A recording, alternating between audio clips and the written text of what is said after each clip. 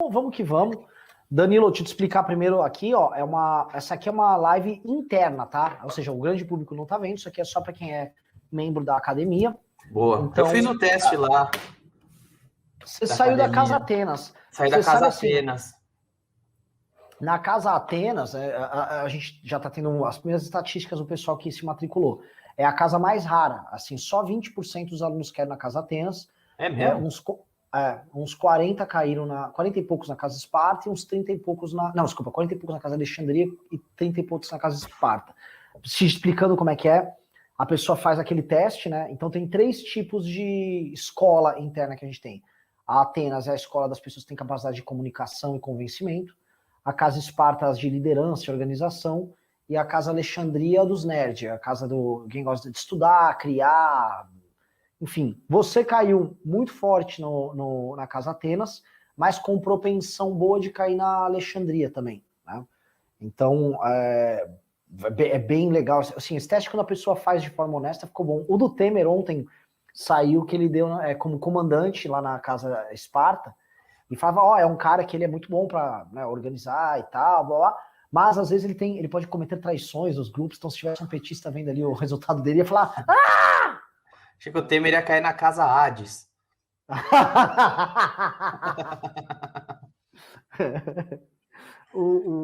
Danilo, começando aqui, é uma coisa super informal, né? Eu queria, enfim, primeiro te agradecer pra caralho por você estar aqui. Imagina. Só que você tá também aqui no olho do furacão, que você tá fazendo umas piadas aí, que você tá candidato, e já montaram a chapa com você com o Nando Moura. O Nando Moura já fez um vídeo aceitando o convite. E o fato é o seguinte, meu. Hoje, a chapa que tem maior buzz em redes sociais vem sendo essa, né? E eu sei que eu não sei quais são suas intenções aí e tal. Eu sei que o fato é você já é mais político. Eu tive aqui a paciência de pesquisar no Google Trends, né? E você Gentili presidente já é mais pesquisado do que Huck presidente, né? O cara tá há 4 anos fazendo campanha e você um dia já tá sendo mais comentado. Então é o seguinte. A gente escreveu ontem zoando aí, eu escrevi ontem zoando o negócio. Então, o negócio foi meio assim, eu tô tendo até problemas, porque hoje eu fiz uma live no MBL News e a galera na live só ficava, Gentili presidente, Gentili 22, você não vai falar sobre o Danilo presidente? Tipo, estão batendo na gente igual batiam na gente em 2018. Vocês não estão com o mito 2018? Tal.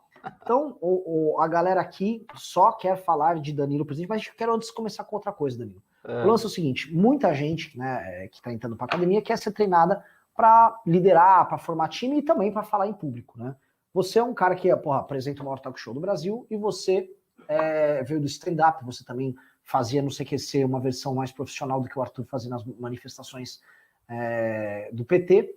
Então, você sabe, é uma pessoa que sabe se expressar, mesmo sendo um cara que eu julgo ser tímido, cara. Eu acho que você é um cara que tem um perfil mais reservado, mas mesmo sendo um cara tímido, talvez até introspectivo, você é um cara que se comunica muito bem. E muita gente que entrou aqui tem medo de se comunicar e tal.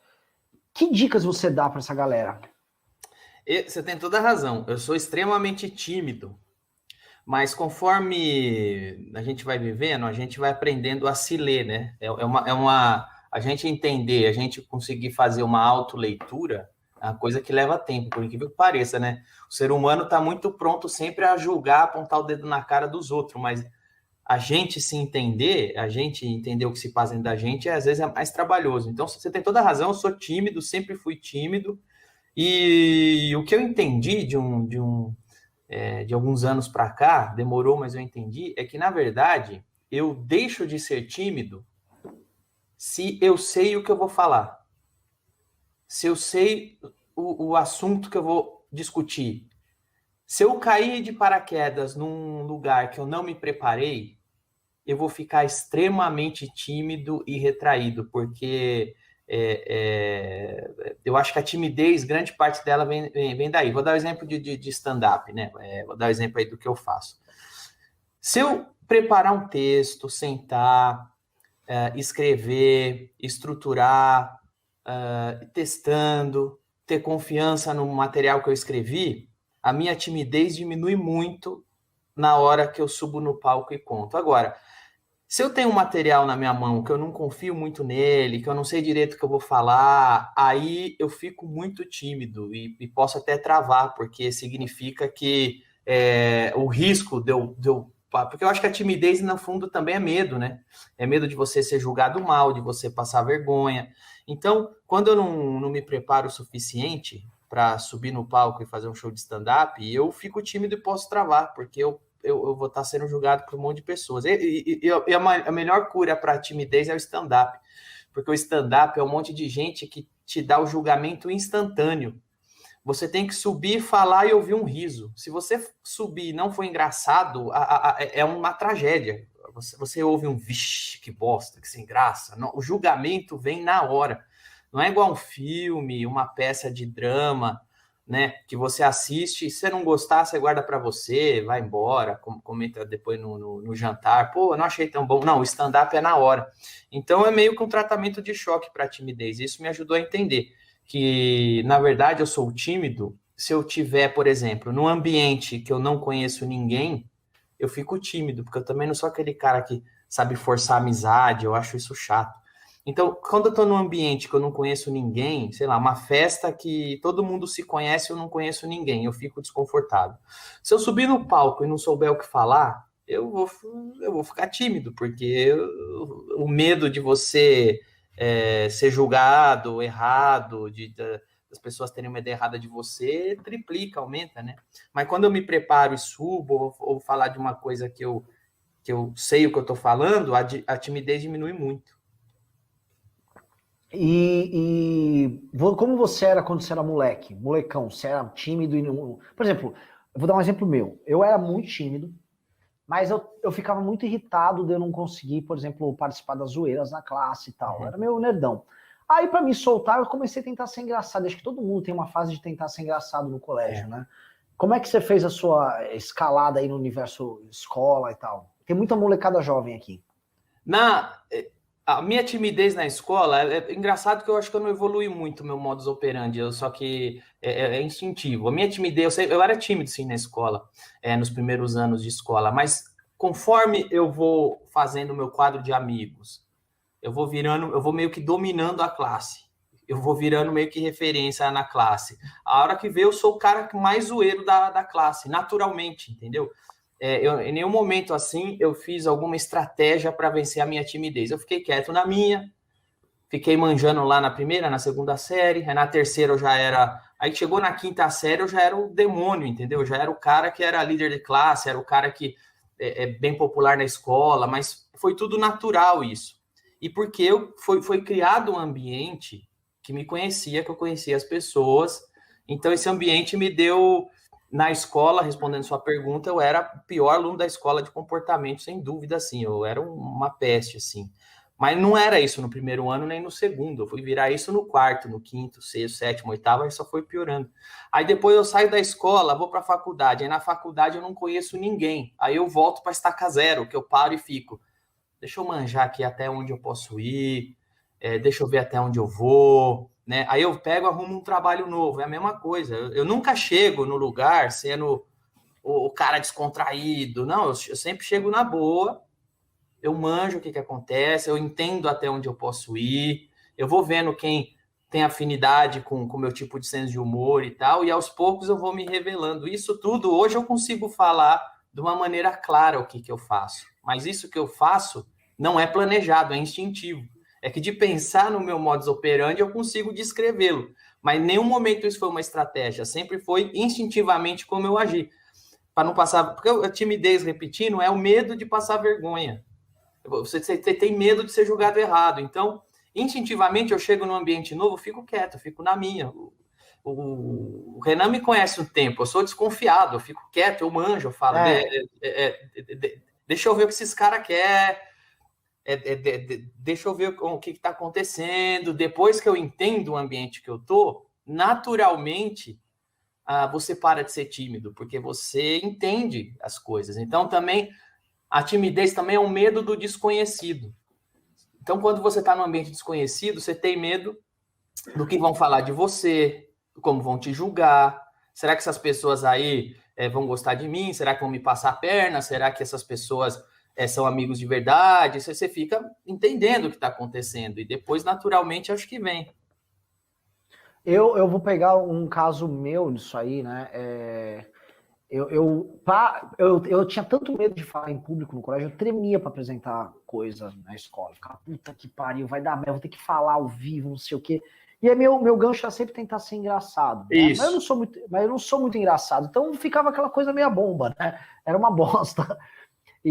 Mas pelo menos isso me ajudou a perder as barreiras, porque tem muita gente, assim, uma das maiores mensagens que eu sempre assim, puta, como é que eu vou falar, como é que eu vou falar em público, como é que eu vou discursar? Você pega, por exemplo, o Kim, a gente conhece o Kim é um menino esquisitíssimo, assim, conviver com o Kim uma das maiores solidões que você pode ter na sua vida um dia em companhia do Kim. Você tá conversando com ele, ele tá num joguinho, fica só no joguinho. Só que você põe ele pra falar num debate, ou você põe ele pra participar de uma manifestação, o moleque sai gritando. Fala, caralho, o cara, mano, incorporou ali o capeta, virou um demônio. Eu acho que é um pouco parecido comigo. Eu sou muito quieto, introspectivo no meu dia a dia também, assim, mas se você está no ambiente certo, do jeito certo, que eu sei o que vai ser dito, aí eu acho que na real é o seguinte, é você fazer o que tem que ser feito. Se você está fazendo o que tem que ser feito, então, quando eu subo no palco do stand-up e eu sei que isso aqui vão rir, é o meu trabalho, aí não tem timidez, porque é um trabalho como ir lá em estelagem. O Kim pode ser tímido ou introspectivo, mas ele subir no plenário e fazer um discurso é o trabalho dele. Então, do mesmo jeito que o marceneiro não tem vergonha de ir lá e fazer uma cadeira, o cara que trabalha com o discurso, ele também não tem vergonha de subir no plenário e falar, mas talvez em outra circunstância tenha, né? Eu acho que uma grande arma para você vencer a timidez é você estar confortável, você compreender o cenário que você vai ser inserido. Se você compreender o cenário, você vai compreender quem são as pessoas que estão lá, o que elas esperam, o que elas fazem, e depois estar seguro do que você vai falar. Mas aí tem um segredo que eu nem sei se isso pode ser ensinado, pode ser falado, porque é um segredo que vai do feeling. Muitas pessoas eu vejo que tentam ficar seguros com o que vai dizer, e aí pega e decora um negócio, e decora item por item, frase por frase, e isso acaba atrapalhando mais ainda a pessoa, porque a pessoa aí, além de ter a timidez, ela fica nervosa com medo de errar ou não lembrar o que ela tem que falar, porque ela se apega àquilo. Uma coisa que o stand-up tem é que ele é uma mistura, é um feeling, que é só você largando um pouco lá do racional e indo mais para o feeling, que às vezes você consegue adquirir isso. O stand-up, por exemplo, ele é a mistura do que você pré-preparou, do que você preparou antecipadamente de texto, de pensamento, de anotações, com a mistura do frescor de você estar lá na hora. Então, ao mesmo tempo que você decorou e sabe o que vai falar, você deixa aquilo em algum canto do cérebro que está lá, mas você não vai fazer aquilo certinho, você vai usar o frescor do momento para entregar aquilo que estaria decorado. Então, é um equilíbrio, que ao mesmo tempo que você se agarra no que você sabe que vai falar, você tem a segurança que o que você vai falar é um material forte, é consistente, então você não vai ter medo de falar em público. Ao mesmo tempo, você não pode ficar tão agarrado nisso, literalmente em tudo, senão você vai travar e você vai virar um robô só repetindo um negócio que já foi pré-escrito. Então, você tem que vivenciar aquilo que você decorou. É um equilíbrio que se você pegar as manhas primeiras vezes, você nunca mais vai ter problema com falar em público. Quando você tem um domínio, né, de um determinado tema, o improviso ele vem muito fácil, né? Exato. Você fica muito seguro. Uma coisa que eu vejo, eu converso muito com o Kim sobre os debates que ele faz com os caras, que às vezes ele vai enfrentar um adversário lá, um outro deputado. Ele fez muito isso na CNN ano passado. E às vezes os deputados que ele estava peitando, eles estudavam bem o que eles estavam falando, né? Lógico que eles estavam numa besteira lá, tá? O cara ia defender as posições do Bolsonaro sobre cloroquina. Aí o deputado ia lá, né, estudava as bobeiras, mas o que o Kim sempre fazia, né? O Kim vinha com uma contestação para o argumento racional dele e puxava o cara para fora daquela discussão, e eis que o cara ficava absolutamente perdido, né? E aí que surgiam os memes, as piadas, o cara trava, que é uma coisa que um comunicador público jamais pode ter, né? Você nunca pode ficar nessa situação do, tipo, puta, me ferrei, né? O que eu faço agora? Você já chegou em algum momento a ficar num momento, sei lá, às vezes num CQC, ou mesmo no programa, um momento de falar, caralho, fudeu? Ou você já tem saídas mentais para esses momentos? Eu acho que a maior saída mental que ela nunca, que nunca vai te trair é a sinceridade, é a autenticidade. É você não ter medo de assumir que você não sabe alguma coisa. Então, de repente, se eu estou preparado para falar de um tema, eu vou discutir, eu vou debater, eu vou discutir com o Kim, e o Kim pega e me puxa para um campo que eu não sei, eu não posso ter medo de falar, Kim, isso que você está falando eu não conheço, eu não tenho como discutir isso aqui porque eu não conheço. Se você me permitir, eu vou entender o assunto, a gente pode voltar e falar disso. Então, eu acho que essa é a melhor saída, porque é a verdade. Porque esses caras que quando são pegos assim, eles travam, dão aquela tela do Windows, é porque o cara tá tentando passar uma imagem de superioridade o tempo todo. Sim, sim. O cara decora uma tabela de teoria de conspiração, uma tabela, ou ele decora a cartilinha da ideologia dele, né? E aí aí o cara fica tentando encaixar tudo naquilo, porque aquilo na cabeça dele é superior, ele é um ser superior que tem a verdade. Então, um jeito é você ser sincero. Se você for, as pessoas apreciam a sinceridade. As pessoas não apreciam se elas perceberem que você tá dando uma de idiota, sabe? Sim. Agora eu vou pintar uma parte que eu gosto muito, já enveredando pra política, Danilo. É o seguinte, eu estudo pra caramba, nerdice minha, eu vou inclusive aqui na academia, eu vou falar muito disso, sobre arquétipos, né? Eu trabalho muito com isso, grandes narrativas, o Joseph Campbell também, você que escreve roteiro, deve gostar também. O Herói das Mil Faces. Tem um DVD dele bom, você já viu já um DVD maravilhoso, dele? Aquela entrevista antiga lá dele? Tem um DVD que tem uma máscara, tem um box dele, assim, tem a máscara. É o Herói das Mil Faces. É o livro em DVD, é um documentário, é bem legal isso aí. Assim, o Campbell é magnífico, e eu sei que você conhece lá o John Hughes, aquelas roteiros anos 80 pra caralho. E assim, pra mim, eu sempre gostei, e pra formação política, eu acho que conhecer Campbell, conhecer Jung na parte de arquétipos é fundamental. Onde eu quero chegar, né? Você, quando age como agente político, e você, especialmente no Twitter, age pra cacete como agente político, você encarna muito o Joker, né, que vem ser também o Coringa, ou é o bobo da corte, o comediante, mas o bobo da corte na acepção do cara que fala as verdades na cara do rei, e até o rei é obrigado a rir da situação, que é um princípio muito democrático, mesmo dentro de regimes que não eram democráticos, né, porque o bobo da corte tinha uma função até de tirar o rei da própria loucura que ele vive. Em Roma a gente tinha uma outra função, que era um cara que andava na liteira com o César do momento, com o imperador do momento, e ficava soprando no ouvido, você é um merda, tá? Isso aqui tudo é uma mentira, você vai morrer logo. Pra quê? Pro cara não ficar viajando na maionese, que aquilo existe o rigor, a pompa do poder, mas, meu irmão, você é um bosta, você caga, peida, mija, você é um ser humano, e o bobo da corte tinha uma função central nisso. Mas no mundo onde a política virou espetáculo, e onde você tem uma elite muito distante da realidade, mas uma elite aqui no Brasil que tá lá, tipo, eu tô preocupado com gênero é a minha única preocupação agora. A função de comediantes saiu da denúncia e acabou indo pra prática, né? A gente pega o Beppe Grillo, com o Movimento 5 Estrelas na Itália. Cara, o Movimento 5 Estrelas virou uma força política hoje majoritária na Itália. Você pega na Ucrânia, depois daquela crise que teve com a Rússia, elegeu um ator / comediante, e na Nicarágua agora também, né? Não tô falando, tô jogando assim, você vai ser candidato, mas é o seguinte, a coisa no Brasil ficou tão nonsense agora com o retorno do Lula, e o Bolsonaro é um nonsense total, a gente vive numa piada, que você tá sendo levado a sério como candidato, e para falar a verdade, assim, você se posiciona do ponto de vista da responsabilidade política, você se posiciona bem melhor do que todos esses caras, né? Então eu jogo a pergunta para você aqui, quando que o seu Joker, às vezes, não tá sendo um Joker, ele tá sendo um Danilo que tá apontando um caminho? Porque o teu discurso, o único que hoje pronuncia um discurso de terceira via com contundência, eu vejo você, coloco num grau ao lado do Amoedo, que é um cara muito mais institucional, outro perfil, mas o cara que pega a voz da galera que tá puta e tá falando é você. Como você vê isso? Cara, na verdade, eu acho assim que o que eu faço, eu me posiciono o tempo todo como cidadão. A minha matéria-prima, uma das coisas que a comédia tem é usar a verdade como matéria-prima. Então eu uso a minha verdade, o que eu como cidadão vejo, o que eu como cidadão gostaria. E aí eu tento acrescentar humor, ironia, e os elementos cômicos, né? Eu tento fazer em tom jocoso, em tom provocativo, em tom irônico, às vezes até passo dos limites, eu sei disso, mas eu estou sempre ali tentando colocar na forma, em ferramentas cômicas, o que é verdade para mim como cidadão.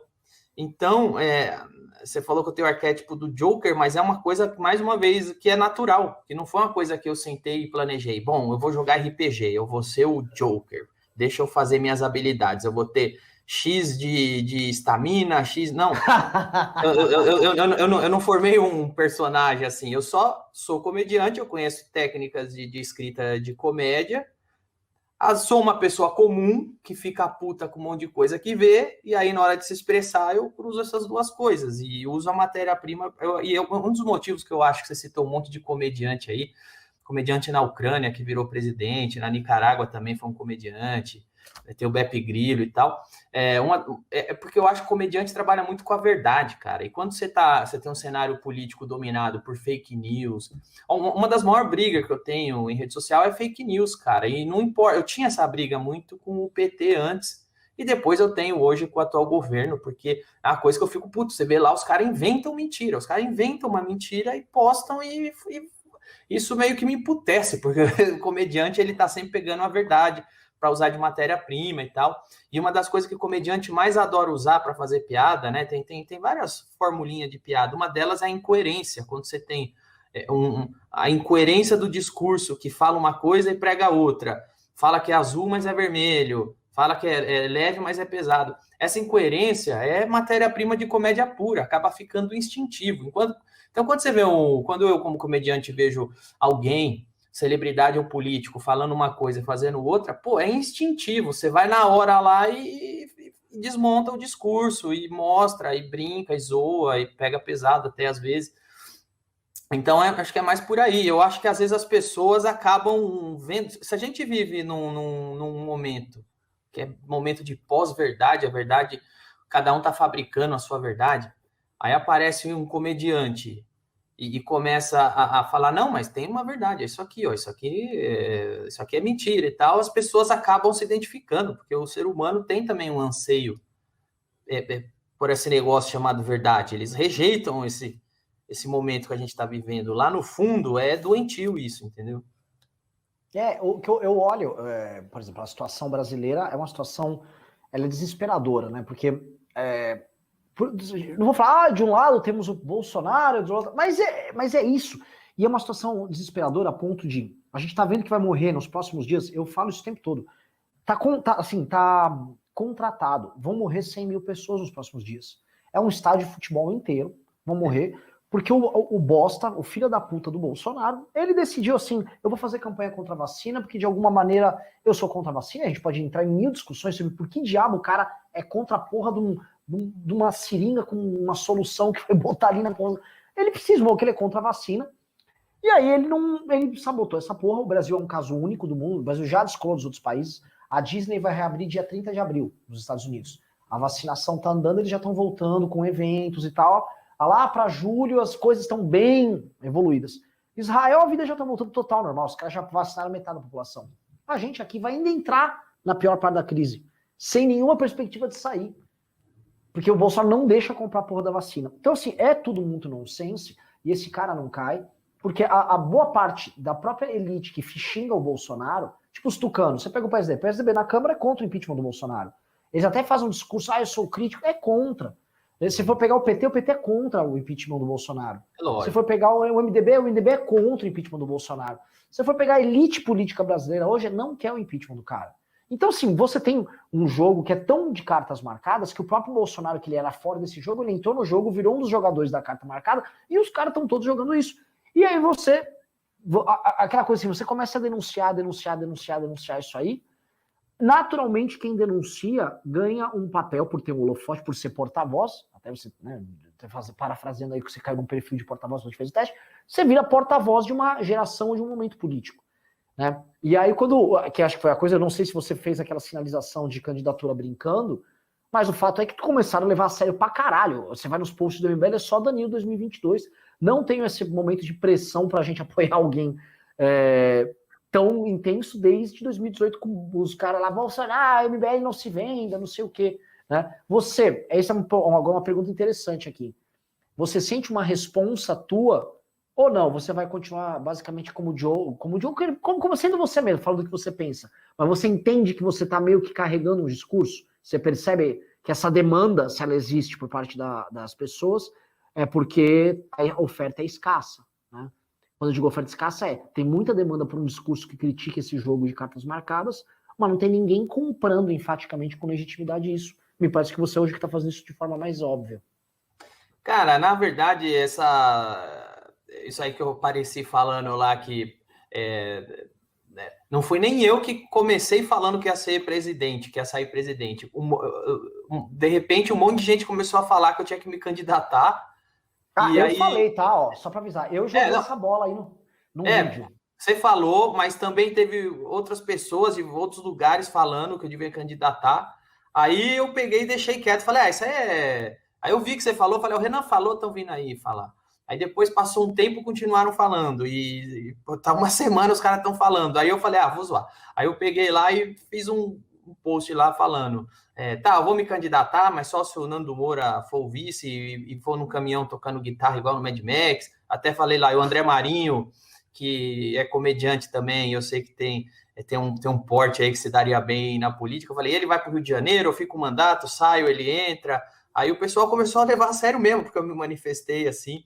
E aí eu vi que tem gente levando a sério o negócio, cara. E aí, o problema é o seguinte, cara, se candidatar é fácil, mudar e fazer alguma coisa é que é o difícil. Então, se, por exemplo, se as pessoas falam, eu votaria, aí eu também falo, daria para entrar nisso, se tem uma equipe forte por trás, que você se identifica, pessoas que você acredita, que a gente não vai chegar lá e virar um boneco, né? Aí é difícil também, né?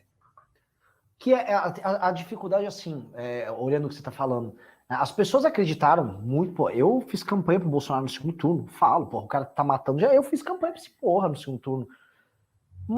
Mas ele, né, supostamente estava se cercando de uma equipe séria, né? Hoje, né, olhando as alternativas que estão aí, eu olho, por exemplo, o Mandetta tá eventualmente vindo como pré-candidato, o Moro e tal. Eu vejo um erro em ambos, né? Se for falar dos dois, que a galera, pelo menos aqui, vai falar que seriam as mais legítimas. Que é aquela coisa de não se posicionar e evitar se posicionar e evitar o risco. O Moro, da própria natureza dele, é muito mais um juiz do que uma pessoa, enfim, do debate público, e o Mandetta pelo estilo politicão dele, né? Ele sempre foi um politicão lá do Mato Grosso do Sul, então ele evita, né, certas trombadas, tal. Mas o teu estilo é outro, o estilo é estilo de personalidade pública que vai se posicionando sobre muitas coisas. Você acha que o próximo candidato, ou a tal da terceira via que vinha a se firmar para 2022, teria que ser alguém que fala a real, fala o que pretende, ou que para buscar essa posição de centro vai ter que ser meio vasilinão, vai ter que ficar, veja. Como você vê, como você lê isso? Cara, eu acho que é um jogo que é um jogo que eu desconheço. Eu tenho uma noção, eu tenho um pré-conceito na minha cabeça de como esse jogo acontece lá dentro, e é o jogo lá dentro que acaba definindo as coisas. Porque, por exemplo, imagina que eu falo assim, não, vamos, então o pessoal tá pedindo aí, então eu vou sair presidente. Aí você é eleito. Aí quando você é eleito, você tem um plano que você bateu com seus eleitores, você chega lá e é travado e não consegue fazer nada. Então, aí você vai ter que ir fazendo o que se chama fazer política, né? Porque eu jamais na minha vida tentaria ficar incitando as pessoas a dar golpe, a dar AI-5 para que eu consiga governar. Eu jamais faria isso, porque eu não acredito nisso.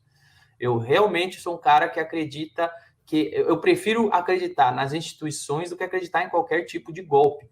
Então, uma vez que se eu saísse e entrasse, né, hipoteticamente falando, se uma vez eu saísse presidência e entrasse, o que eu ia tentar fazer é jogar conforme as regras do jogo.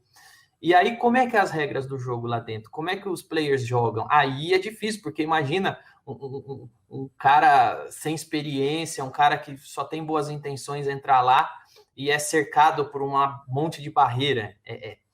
Então, essa pergunta é uma pergunta que eu nem sei responder, porque a gente precisaria sentar, formar uma grande estratégia que vai desde entender qual é o jogo, ao que pode ser feito e a prometer o que você pode cumprir, porque, pô, eu queria fazer um monte de coisa, mano. Se eu fosse presidente, eu faria um monte de coisa. Tenho certeza que se você fosse, também faria. Mas quantas dessas coisas a gente consegue cumprir? Então, até para você prometer, você tem que ter uma estratégia. Porque, pô, imagina, a pessoa vota em você porque você falou que vai fazer uma coisa, chega lá não faz. Eu não sou estelionatário. Quem promete as coisas e não cumpre é estelionatário. Então, até para se prometer, tem que ter uma estratégia. Imagina para estar lá, jogar e tentar cumprir. É um jogo muito complicado, que sozinho ninguém faz nada. E esse é o ponto, assim, você está falando uma coisa que eu acho que é fundamental, que é reconhecer que existe a política, reconhecer que existe o jogo. Porque uma coisa é denunciar o jogo, por exemplo, você está de fora da política, outras pessoas estão de fora. Eu estou num meio a meio que eu não sou candidato, falo muito em público, mas eu trabalho, eu opero com política, através do MBL, que é uma entidade política. Mas, por exemplo, você, o Nando, são caras que estão de fora e a função justamente é essa. Vocês tacam pedra, porque tua função não eu vou buscar a governabilidade aqui de fora. Não é. Você não você não tem um cargo público para isso. Mas o tom que eu acho que é importante para as pessoas incutirem, ainda mais aqui, que a galera que está basicamente na academia, a gente está estudando isso, é entender que o jogo existe e não negar o jogo. Né? Porque o Bolsonaro ganhou a eleição negando o jogo, e aí ele começou a governar marcando manifestação para atacar o Supremo e o presidente da Câmara, que é uma manifestação de negar que existe a porra do jogo. Em vez de ele, sabe, tipo, não vai dar para fazer nenhuma grande revolução aqui, eu não vou ter condição de mudar tudo isso, todo mundo falando, tá? Eu vi aqui a coisa muito mais difícil. Se eu conseguir fazer isso e aquilo... Ele estava governando, ele estava entregando 10 vezes mais se ele tivesse o pé no chão. E a gente perguntar como é que existe isso em sociologia, né? O Max Weber fala isso, existe a ética da convicção e a ética da responsabilidade. A ética da convicção são suas convicções pessoais, seus valores centrais. Só que quando você tem um cargo, você se torna um homem público, existe a ética da responsabilidade, que é a implementar o que é possível dentro das regras do que é possível e manter um compromisso com isso, mesmo quando isso eventualmente venha a ferir seus valores. Por exemplo, eu sou um cara que jamais gostaria de botar horário para um negócio abrir ou fechar. Agora, numa pandemia, eventualmente teria que tomar medidas que ferem a minha convicção, mas teriam que ir com a minha responsabilidade. E me parece que as redes sociais fazem que todo mundo seja muito bom para expor suas convicções, então todo mundo caga a regra, mas quando tá lá no poder, que a coisa cobra, aí não sabe o que fazer, aí viram hipócritas, né? É isso. Como é que você vê, por exemplo, a gente tem o caso do Bolsonaro aqui, mas a gente tem o caso do Beppe Grillo e outras pessoas públicas que estavam atacando pedra, como é que é essa transformação? E aí eu tô te jogando uma bucha. Como você se vê num processo desse, se você se vê, claro. Cara, eu só me enxergo num processo desse se eu tenho junto algumas pessoas que estão a fim de fazer um negócio de pegar o touro na unha junto, sabendo da dificuldade, entendeu? Sabendo que você vai andar no vale da sombra da morte. Então você tem que montar uma equipe para ir lá e você não pode se iludir achando que você vai lá, vai salvar o mundo, vai mudar o país. Não, o negócio é punk. O realismo é o seguinte, não é isso, entendeu? Tipo, o Bolsonaro vai eleito e pede carta branca ou qualquer outra pessoa eleita e pede carta branca para governar. Óbvio que não tem que dar nunca, o nome disso é golpe, sabe? Então, o que tem que fazer é saber que o jogo é pesado, saber que o negócio é sujo e se propor a fazer o que é possível para melhorar, igual pronto-socorro, entendeu? Você vai fazer. É um pronto-socorro. Você vai entender e você vai tentar apagar os incêndios que são mais urgentes. E o cara sei lá, para mim, assim, velho, nos últimos tempos aí, a situação é tão medonha aí que o melhor presidente dos últimos tempos aí foi o Temer. Porque ele entrou, no curtíssimo tempo que ele ficou, ele apagou ali um outro incêndio, assim, que estava gigantesco, ele deixou um pouco menor. Porra! E deu no pouco tempo que ele ficou, foi o período assim entre Lula e Bolsonaro que a gente mais respirou. Acho que tem alguma luz no fim do túnel e tal. Então eu acho que é isso, cara. Primeiro é trabalhar com a verdade e arrumar uma equipe que está com o mesmo objetivo que você, entendeu? Sinceramente, cara, eu tenho minha carreira, eu tenho meu negócio, eu tenho meu nome, eu já, graças a Deus, cheguei numa condição que eu nunca imaginei que chegaria, e eu estou satisfeito. É o tipo de coisa que eu só entraria de verdade porque eu tenho muita vontade de ver as coisas melhorar, cara. Porque não dá, bicho. Até quando vai ser isso, cara? Eu tenho muita vontade de deixar para o meu filho um país que dá para que é diferente do que está hoje, mesmo se for um pouco, mesmo se for nas coisas básicas, porque as coisas simples, as coisas básicas já não rolam, entendeu? É meio desesperador, né? É uma parada. É assim, eu vou te falar, Você tem quantos anos, Danilo? Nunca te perguntei isso. Eu tô com 41. 40, tem 4 anos a mais que eu, mas assim, é mais ou menos a mesma geração. É, A gente tá num país que está se fundendo desde 2011. A economia está estagnada de 2011, 2012, são 10 anos. Tipo assim, uma geração inteira. A nossa geração, é que você é um cara de sucesso, eu sou um cara público e notório falido, né? Quebrado e com meninos me atacando e tal. Assim, a minha geração tá toda destruída. Assim, é uma geração que não conseguiu, por exemplo, enriquecer. Tá todo mundo estagnado e assim, graças ao Bolsonaro, a não ser que haja uma grande mudança depois de 22, a gente tem tudo para ter uma segunda década perdida. O Brasil vai encarar assim, de 2011 a 2031, se a gente não corrigir as coisas, 20 anos de derrota, assim, é uma argentinização grotesca, assim, a Argentina já foi os pés de primeiro mundo, e teve 20, 30 anos só de derrota e virou a merda que tá. Olhando para esse aspecto geracional e olhando assim para a molecada que tá aqui, tem gente, assim, aliás, tem muita gente no chat aqui perguntando como você vê o papel hoje, não é aquelas perguntas que eu chamei, qual é o papel do jovem na política, seja sonhador, não. Qual é o papel do cara que tá puto? Vou chegar nesse ponto. A geração atual tá puta, tá pistola e tá ressentida, tá sem muita esperança. Muita gente tá pegando, tá indo embora, tal. Eu sei que você fica pistola várias vezes. Outro dia você deu lá, você xingou lá os parlamentares. E assim, todo mundo tem que ter raiva. E você não precisa concordar comigo, aqui é Renan falando, eu sou da tese do seguinte, o ódio não é um sentimento necessariamente ruim. Você tem que odiar quem tenta te fuder. Você não tem que... Você não precisa ter... vou amar o Bolsonaro agora. Minha avó vai morrer, mas eu amo ele. É difícil amar um cara desse. E na vida em conjunto, você tem que agir de forma a transformar. As pessoas estão num misto de frustração / ódio. O que dá para distrair de coisa boa daí, tirando as piadas que dá para distrair? Cara, o meu pensamento para falar das pessoas, meu pensamento de sociedade é muito o indivíduo, sabe? Eu acho que, enfim, vai parecer ingenuidade ou pregação que eu tô falando aqui, mas é o que eu realmente acredito, cara. A maior transformação que alguém pode fazer é em si próprio, cara. Porque a gente está lá em Brasília, xinga os políticos, mas os políticos são um monte de brasileiro que foi eleito. Então, aquilo lá é o Brasil, cara. Aquilo lá é o brasileiro. A gente tá falando aqui, a gente tá divagando e tá sonhando aqui. Se você fosse presidente, o que você faria? Aí o que eu falo? Pô, eu sei que eu ia entrar lá e ia conseguir fazer pouca coisa, mas que eu ia tentar, eu ia. Por que a gente acha que vai entrar lá e fazer pouca coisa? Porque aquele lugar tá cheio de brasileiro. Aquele é o brasileiro. É o brasileiro que vai entrar lá e vai pedir cargo, que vai entrar lá e vai te travar. Você vai chegar e vai falar assim: isso aqui vai ser bom para o Brasil. O pobre vai prosperar, o Brasil vai melhorar. E o brasileiro que está lá vai falar: mas qual é a vantagem que eu tiro nisso? Se eu não tirar a vantagem que eu quero, você não vai fazer isso que vai melhorar para o Brasil. Foda-se o Brasil. Essa é a alma do brasileiro. Então, quando... A minha visão, cara, é que o jovem que está se perguntando o que eu faço para melhorar o mundo, eu falo, melhore a si primeiro. Melhore você.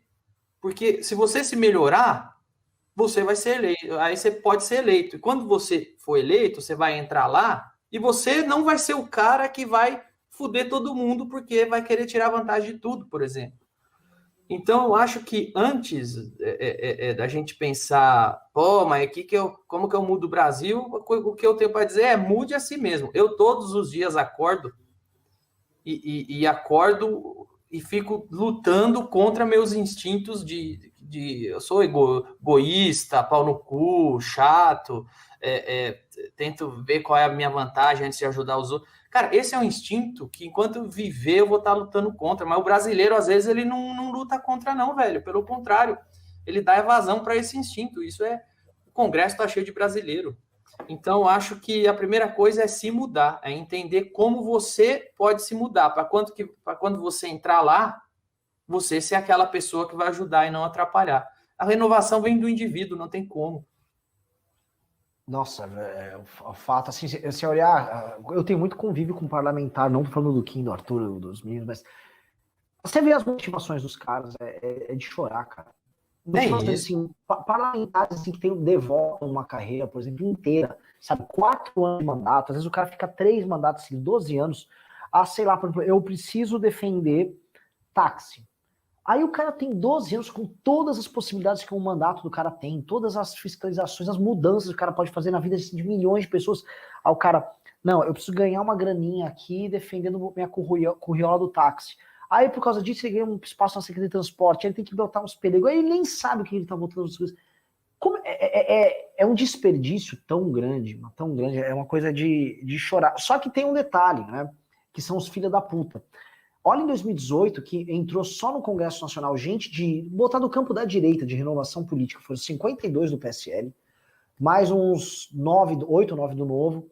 Aí põe o Kim, o Paulo Martins, vários caras que a gente conhece. Bota aí pelo menos uns 80 parlamentares entraram, defendendo, na gente é novidade, quantos que sobraram? É impressionante, cara, porque a gente não consegue nem identificar. Eu não consigo sentar e olhar assim, porra, me junta 5 caras aí pra gente chamar. Não tem. Não e dá, aí entra o desalento. Por que estão falando assim? Por que você tá gerando o buzz Danilo 22? Porque é essa porra desse desalento. E aí eu vou te perguntar, de novo, voltando aí para o assunto que vai te pentelhar.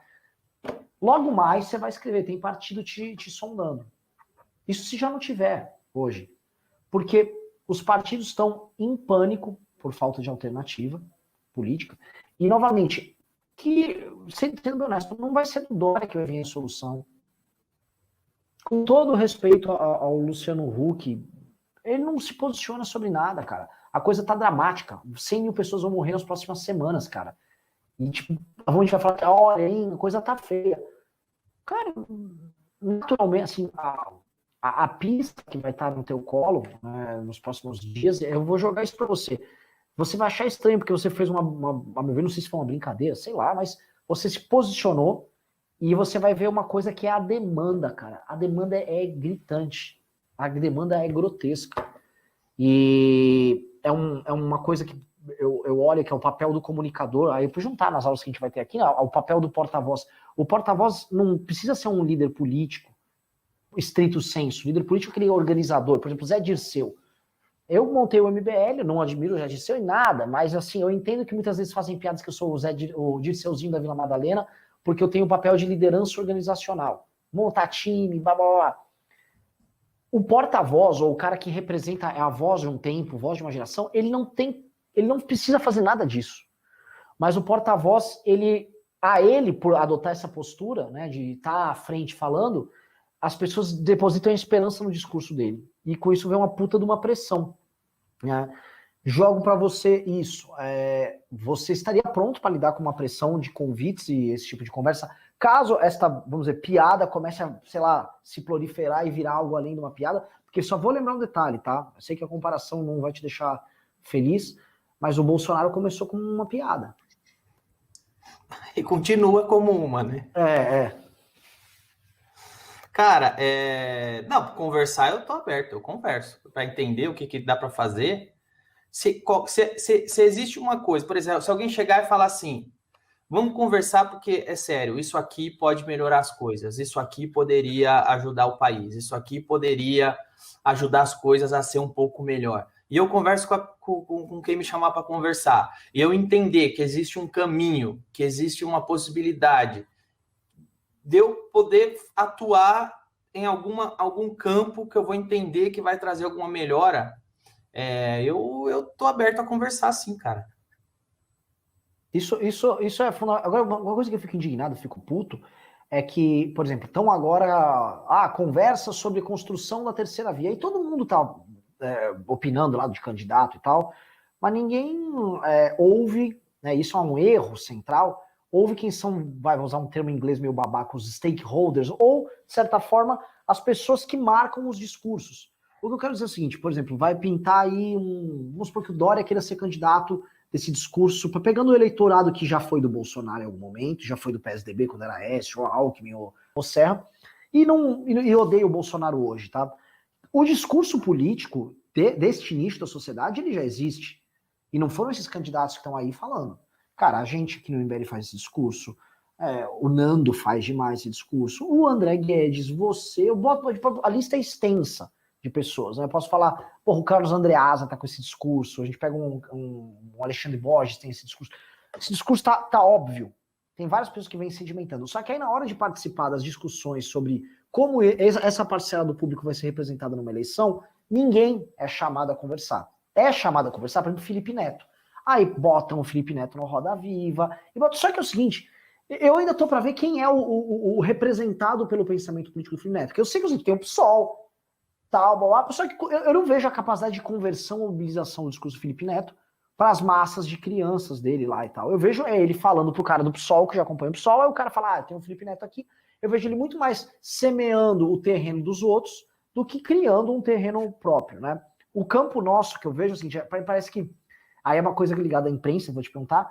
Você acha que pessoas como você, eu, todo mundo, a gente não é levado a sério pelas posições e a gente, por exemplo, não é colocado na mesa para discutir o que precisa discutir? O que eu quero dizer é, se um desses candidatos de terceira via quiser ser candidato, necessariamente teria que conversar com todos nós. Mas nenhum deles está fazendo isso de forma...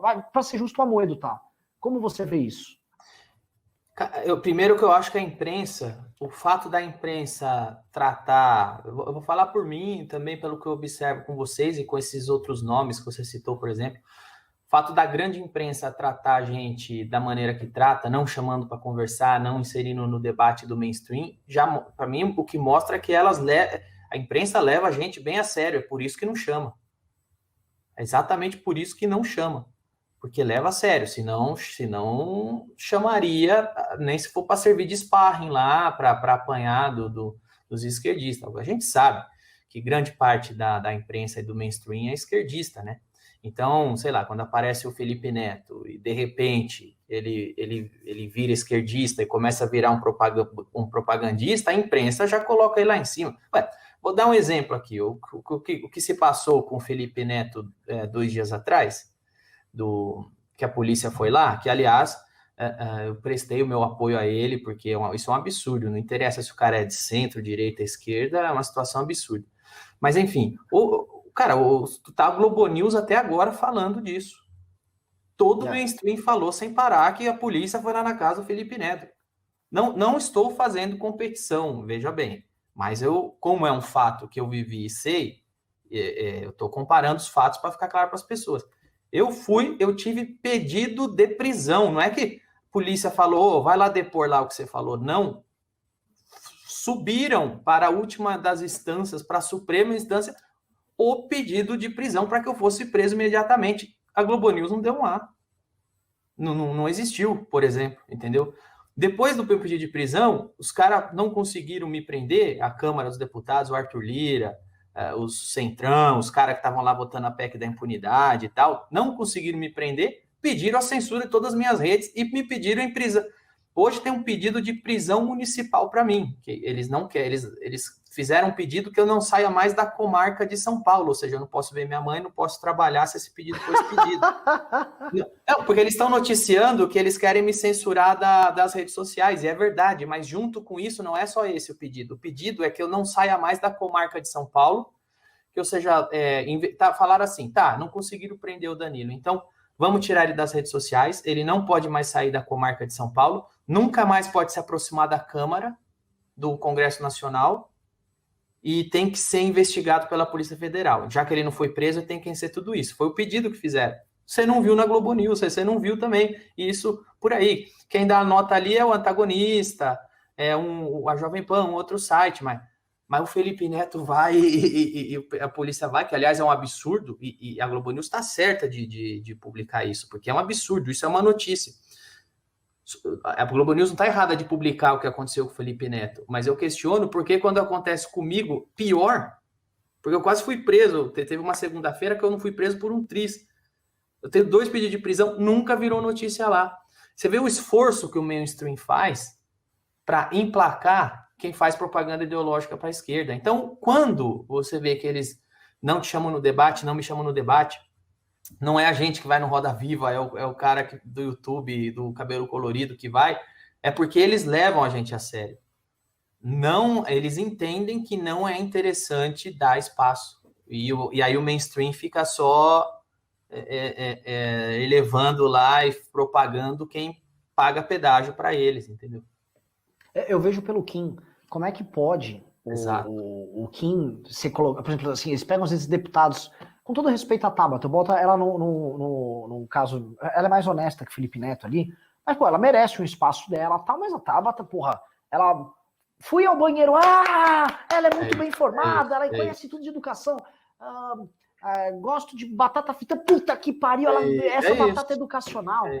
E o Kim, cara, assim, a gente fez um puta trabalho lá na PEC da impunidade, com você, então, ali, foi citado lá naquela... Não, o Kim parou a PEC lá, cara. Agora o Kim brecou aquela porra, e assim, alguns jornalistas tiveram que reconhecer no Twitter, porque é jornalistas que cobrem em Brasília, e assim, não dava para não falar, senão o cara ia realmente ser um palhaço total na profissão dele. Agora, como é que não deram cobertura aquilo? Se tivesse sido a Tabata, uma mulher, assim, uma menina valente contra o sistema, né? Já tem a foto, né? Não iam falar nada. E isso é uma coisa que me parece ser uma bomba de rancor. As pessoas começam a perceber isso, e isso começa a gerar um rancor. E esse rancor vai crescendo, crescendo. Aí surge os Bolsonaro, que é como se fosse um boneco de rancor. Ele não tem nada além desse rancor encarnado, então ele só tem raiva de tudo. Eu não gosto da vacina! Você é viado! Vou não sei o quê. E o cara só é isso. E ele, como tem... Eu acho assim, como existe um mercado de rancor, porque tem uma parcela da sociedade profundamente irritada, rancorosa, e ela foi, assim, envenenada por anos por essa mesma elite, essa coisa Globo News. Existe uma parcela que é só rancor e ela virou uma expressão política. E aí, como não... Né, é foda, velho.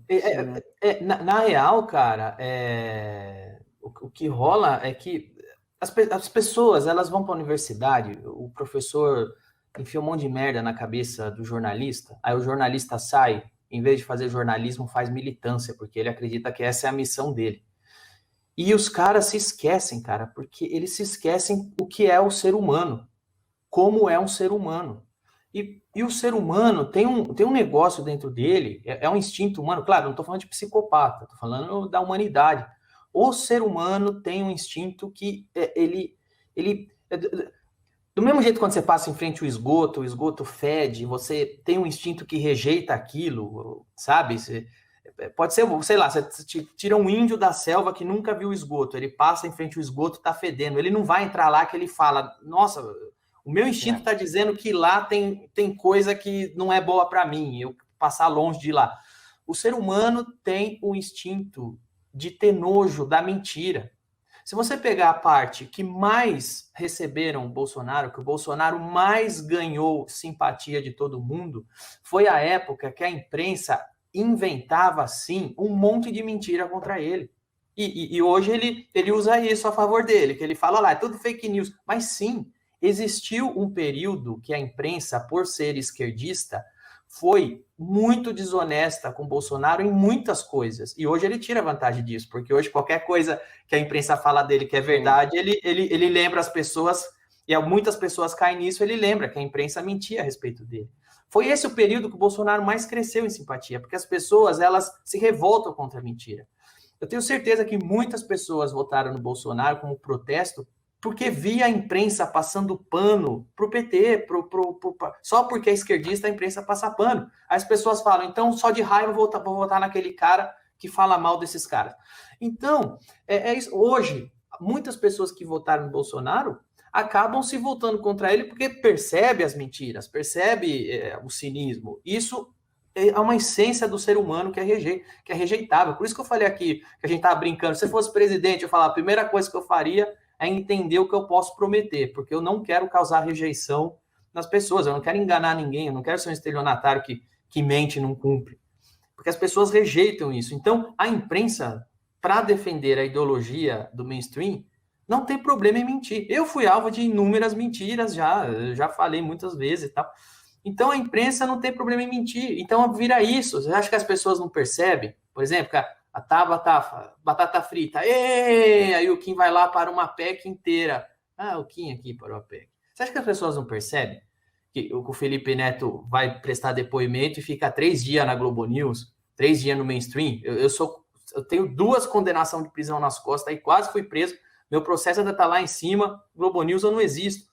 As pessoas percebem e elas têm o ser humano tem a tendência de simpatizar com quem está sendo injustiçado. Esse foi o período que o Bolsonaro mais cresceu. Existiu, sim, um período que ele era injustiçado, que tudo era racista, tudo era homofóbico, tudo era não sei o quê. Porque esse discursinho de nhenhenhé, pintaram o alvo em todo mundo, foi a hora que as pessoas normais começou a pensar, porra, eu conto uma piada e falam que eu sou racista, mas eu não sou racista. Então eu me identifico com esse cara que a imprensa está falando que é isso aí, sendo que ele não é. Então, eu acho que um grande responsável pelas coisas que estão aí também é a imprensa. É o jeito que a imprensa mentiu e passou pano para o governo do PT e, ao mesmo tempo, mentia para fuzilar qualquer adversário que aparecesse criticando. E não precisa nem ser político, não. Eu fui um cara extremamente fuzilado. Aliás, não sei se você viu lá que o Lula prestou condolências, né, solidariedade ao Felipe Neto, e o Lula escreve, olha, censura é arma de fascista. Aí eu peguei e postei a sequência de vezes que o PT me censurou. O Instituto Lula, o Senado através de senador petista, a Câmara através de deputado Danilo, petista.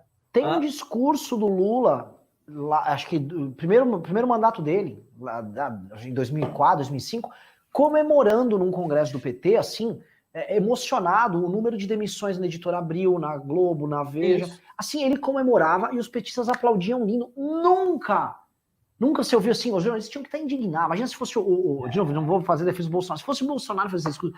Foram demitidos 88 da Folha! Isso é... Não, mas então você não viu? Essa semana o Bolsonaro no Twitter, né? Quer dizer, o Twitter, não sei se foi o Bolsonaro, mas o Twitter do Bolsonaro, ou o Facebook, eu não sei, apareceu na minha timeline, tá? Que postou um gráfico comemorando demissões, o número de revistas que caíram, que não são mais... O número de venda de revistas. Eu vi esse gráfico, tá? Eu vi. Toda a imprensa meteu o pau no Bolsonaro. Porém, quando o Lula fez esse discurso comemorando, os jornalistas ficaram tudo quietinho, abanando o rabo, feliz da vida. Quando a militância petista vai lá na porta lá da Editora Abril e quebra tudo, os jornalistas, nossa, gente... nossa, foi uns caras aí que fizeram um negócio e passa batido. Então, as pessoas percebem isso também. E isso é um trunfo que o Bolsonaro tem e tira proveito, porque quando o Bolsonaro joga a culpa na imprensa, ele joga também com essa verdade, que é uma verdade, a gente não pode negar. Quando é o Bolsonaro que fala mal da imprensa, a imprensa chilica, chama de fascista. Quando é o Lula que fala mal, a imprensa fica subserviente, ajoelha e fala, desculpe, mestre. Ou não sei o quê. Aí quando é o Flávio que faz rachadinha, a imprensa vai e é implacável. E tem que ser, eu não estou criticando isso.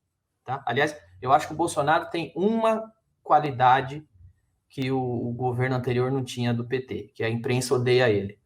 Essa é a boa qualidade de um presidente, porque se a imprensa tratasse o Lula como trata o Bolsonaro, talvez a fiscalização tinha sido muito maior no governo passado e não tinha chegado nesse ponto. Se a imprensa tratasse a Dilma como trata o Bolsonaro. Então, é disso que se trata, cara. É um peso, 2 medidas o tempo todo, entendeu? E o Bolsonaro tira vantagem disso, porque não deixa de ser verdade, entendeu?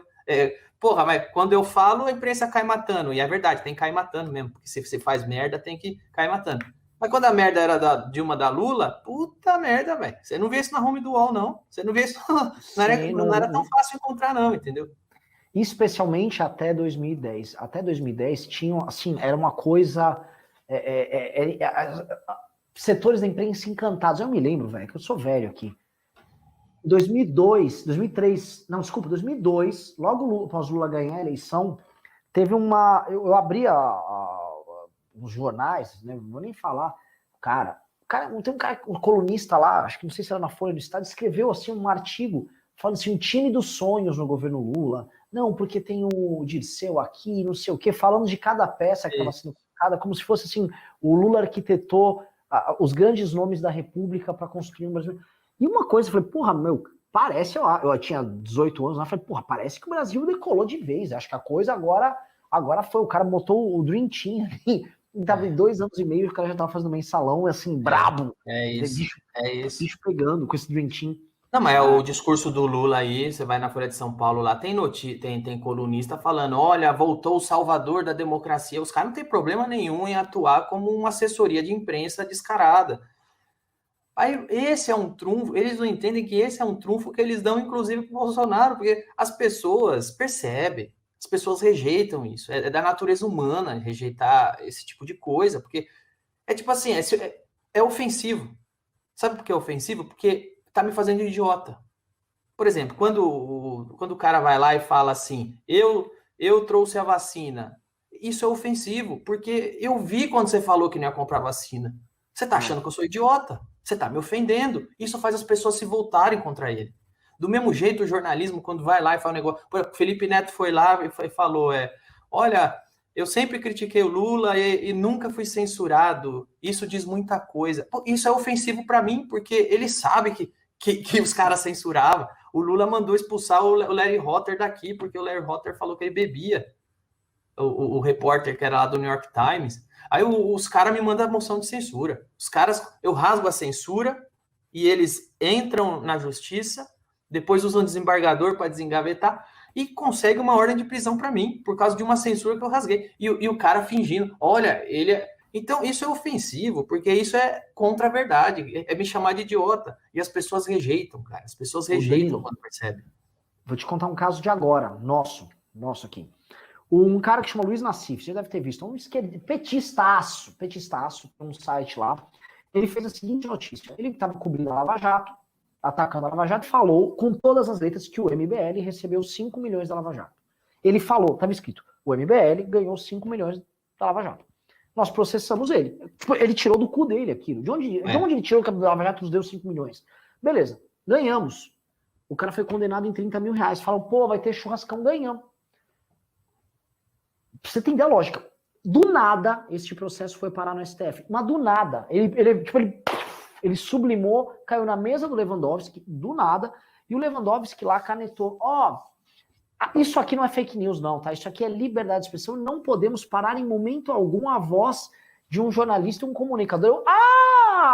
E pronto, eu vou ter que pagar a verba de sucumbência. O MBL vai ter que pagar a verba de sucumbência. Pro Nassif, que falou que a gente recebeu 5 milhões da Lava Jato. E aí, o papo que não existe pra cima de você, que é o papo da liberdade de expressão, para eu contar pra você é porrada no lombo, pro Nassif, que fez fake news, que fez calúnia e difamação, sim, não tem. Não tem. Cara, e aí esses caras, porque a gente conhece o Lewandowski, a gente sabe de onde vem a curriola do Lewandowski, inclusive, ele é de São Bernardo, é de Santo André, ele é de São Bernardo, eu acho. Eu fui professor dele, ele foi meu professor de Teoria Geral do Estado na USP. O Lewandowski, todo mundo sabe que o Lewandowski é um agente político lá, igual esse Cássio Nunes que foi colocado lá para ser do Bolsonaro. E ele vai lá e defende o Nassif está no nosso pacote aqui de jornalistas a favor do PT, ele salva ele porque ele não quer quebrar. E aí o pessoal quer falar que existe critério objetivo, tanto no bolsonarismo quanto no PT. Não tem critério objetivo. É assim, é defender os dele e fuder os adversários. Não tem. Isso aí aconteceu comigo também, por exemplo. O Trajano, uma vez teve rolou um estupro grupal de uma menina no Rio de Janeiro. Não sei se você lembra. A menina subiu o morro lá, parece que uns traficantes lá estupraram ela. 2017 ou 2016, por aí, não foi? Por aí. Aí o que aconteceu, cara? Eu estava em Curitiba fechando um patrocínio pro meu filme. Cheguei em São Paulo, o cara cancelou o patrocínio. Eu falei, por quê? Ele falou, porque você tá apoiando o estupro da menina do Rio. Eu falei, eu? Eu nem comentei o assunto, mas que horror, velho. É um assunto horrível desse, que eu só lamento, eu não fiz nem comentário. Tá aqui. Eu fui ver. Começou um monte de blogueiro petista, tipo Sinara Menezes, Brasil 247, pegaram uma tuitada minha de 10 anos antes, que eu comentava um Big Brother, que era uma cena que Era uma galhofa que aconteceu lá, que o cara era feio, a mina era bonita, aí os dois ficaram bêbados, transaram. Aí eu escrevi assim: o cara foi esperto, esperou a mina ficar bêbada para querer dar para ele. Aí eles pegaram isso, apagaram a data, tiraram de contexto e começaram a compartilhar como se eu estivesse falando que os caras do Rio de Janeiro foram espertos, que esperaram a mina ficar bêbada para transar com ela. Como se fosse um comentário meu a respeito do estupro da menina do Rio de Janeiro que estava acontecendo naquele momento.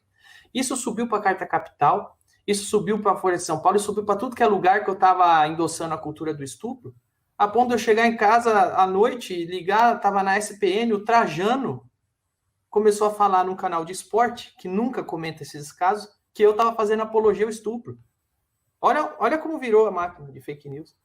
Então você vê que tem a máquina petista certinho, vai fazendo assassinato de reputação. Aí eu peguei e falei, esse eu vou processar, velho. Porque, pô, mano, o cara tá... Olha o que o cara tá fazendo, velho. No dia, o cara tirou uma tuitada de 10 anos atrás, que eu tô comentando Big Brother de contexto, falou que é a respeito do estupro, que tá todo mundo comovido hoje, processei. O juiz falou o quê? Ele tem a liberdade de expressão dele. Ele tem a liberdade de expressão de falar que eu tô endossando um estupro com uma tuitada minha que não tem nada a ver. Então, ao mesmo tempo, eu vou no Twitter lá, o cara me xinga, eu xingo de volta, me processa, eu perco. Aí eu não tenho liberdade de expressão de xingar de volta. Então é uma loucura, cara. Cara, posso te falar? Assim, a gente tá fudido.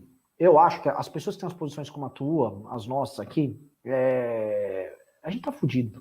A gente vai tomar no cu dos dois lados, velho. Então eu vou sair presidente e vamos resolver isso aí. Pronto.